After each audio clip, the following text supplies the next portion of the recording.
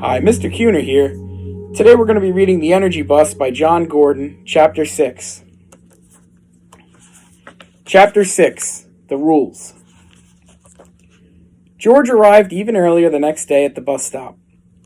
He sat on the bench and thought about work yesterday and how he had wanted to make an impact and get things moving in the right direction.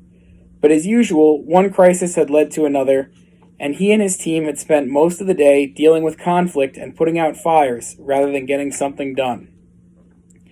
George thought about each member of his team and how each one contributed to his growing problems.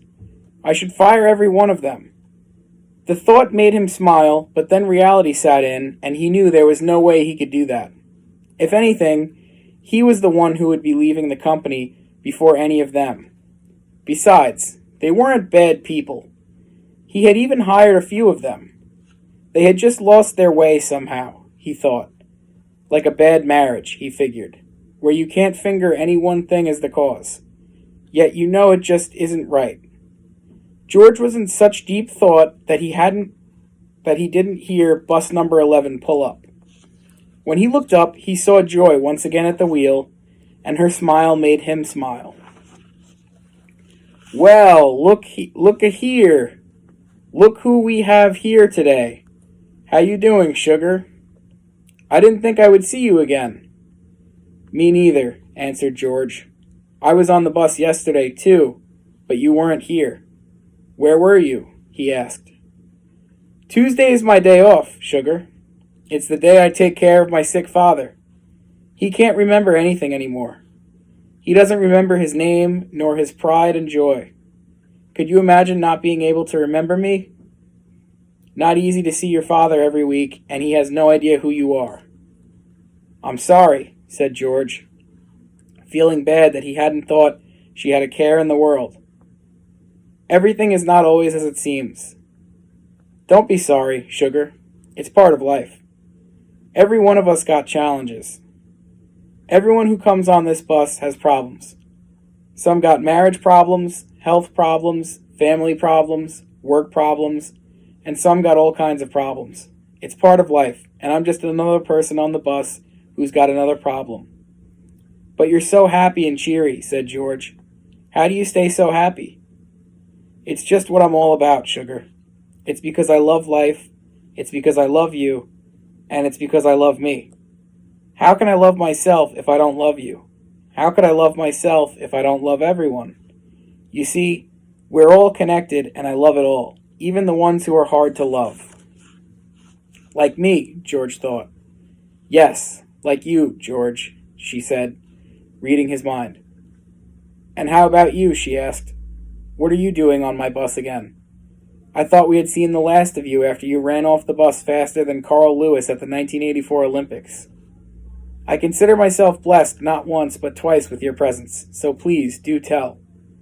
George told her about the flat tire, the repair shop, the brakes, and how he could have crashed if he had driven the car, and how he would have to take the bus for about 2 weeks. Well, that's just great, George. The fact that you are going to be riding on my bus is a great thing. As I said the other day, you're on my bus for a reason. I didn't know why exactly then, but I do know now.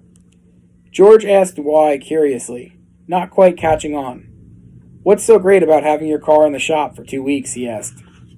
Man, your head is hard to crack, but I'm going to be gentle with you. Look up there, George, to the right of the mirror. Tell me what you see.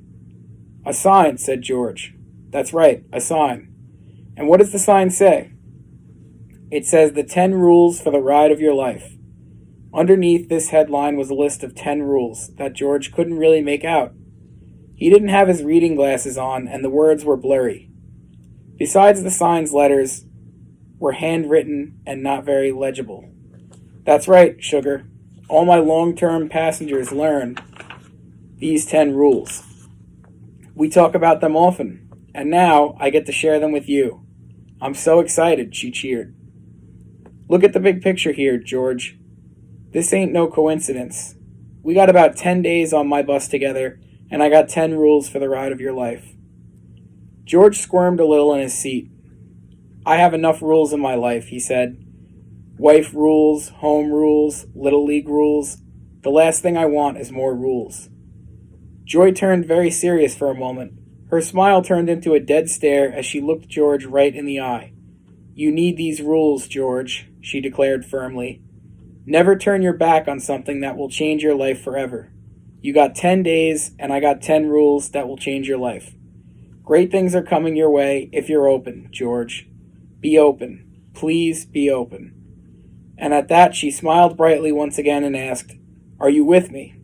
In a calm, firm voice that made it clear she wasn't taking no for an answer. "Yes," George answered, not believing he was actually agreeing to this. And all at once, the entire bus cheered. "Yes! Yes! Yes!" George looked around and for the first time realized that there were a group of other passengers on the bus as well. "Don't be scared," Joy said. "We always chant yes when a new long-term passenger agrees to learn the 10 rules. It's our thing. It's what makes this the energy bus. We're all about positive energy here, and it's what makes the ride so great. You don't get more positive than the word yes. So are you ready to learn rule number 1? We've got 5 minutes before we get to your stop, and this is a quick one." George nodded, still in a little shock. Everything was moving really fast, and a bunch of mixed feelings were swirling around inside him.